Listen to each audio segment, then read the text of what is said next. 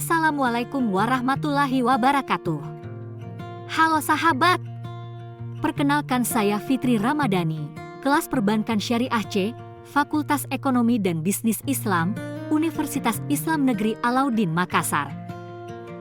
Pada video kali ini, kita akan membahas mengenai praktik kebijakan moneter Islam.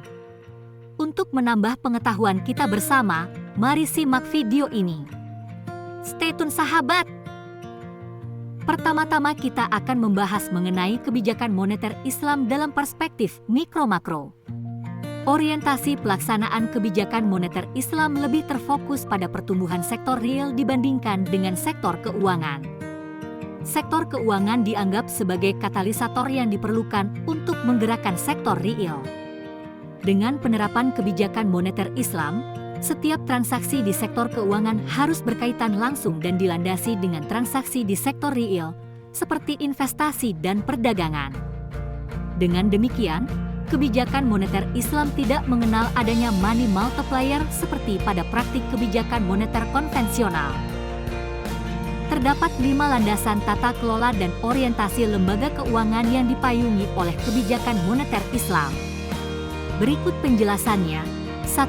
Pemilik mutlak dari setiap harta kekayaan yang ada di bumi satu-satunya hanyalah Allah. Lembaga keuangan hanya sebagai perwakilan manusia di dunia ini yang bertugas untuk mengelolanya sesuai dengan ajaran Islam. Sebagai perwakilan tentunya harus menjaga amanah yang diberikan dengan baik. 2.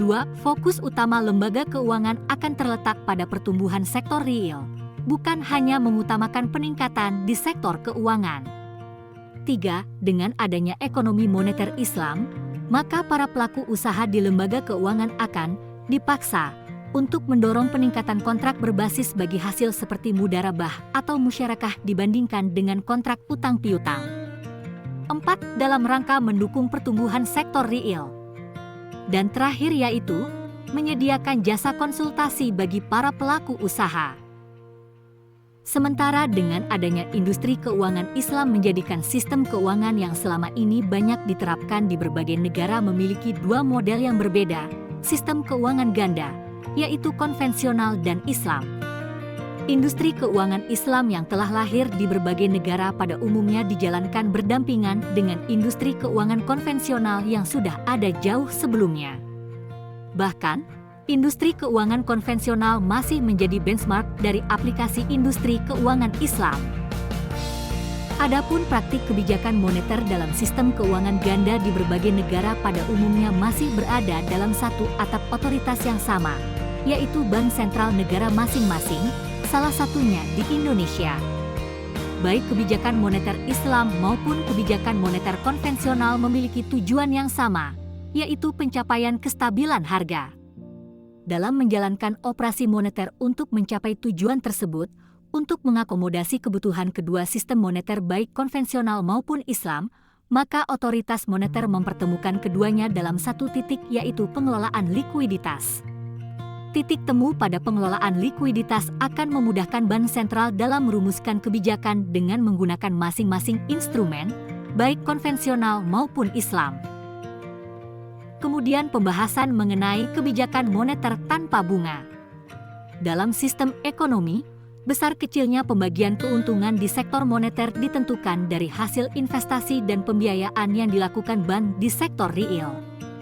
Jika investasi dan produksi di sektor real berjalan dengan lancar, maka return pada sektor moneter akan meningkat.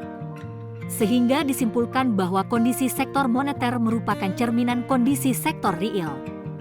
Solusi yang harus dilaksanakan sebagai sebuah kebijakan moneter tanpa bunga adalah dengan menjadi penarikan uang yang beredar lebih diarahkan kepada sektor real dengan menciptakan lapangan pekerjaan baru berupa peningkatan produktivitas dengan cara membuka peluang investasi real sebagai perimbangan agar jumlah uang yang beredar bisa terkontrol dan stabil.